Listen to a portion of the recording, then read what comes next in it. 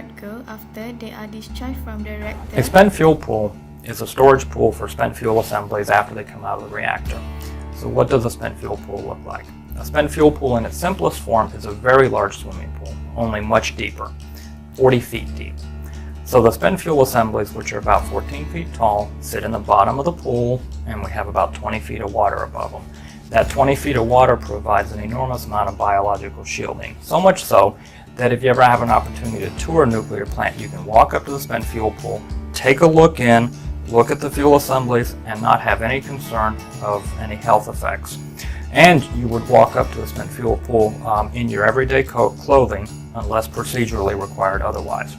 Now, how is a spent fuel pool constructed? The spent fuel pool is made out of multiple inches of reinforced concrete on the sides and the bottom, and then we line it with stainless steel, again on the sides and the bottom.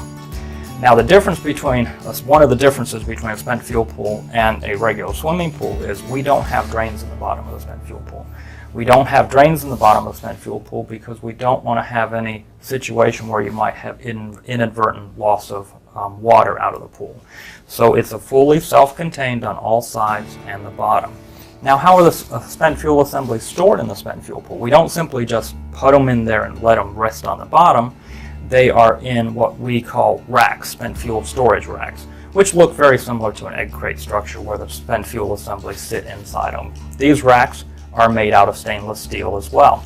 And so you have multiple racks within a spent fuel pool with the assembly stored inside. Now, the overall safety of the spent fuel pool is ensured because it's built to the same standards as the reactor in terms of being able to withstand seismic events and other natural disasters that might occur in the area like tornadoes and hurricanes. So the spent fuel pool itself is designed for safety and security in mind. Gas storage systems. There's a canister that contains the used or spent fuel.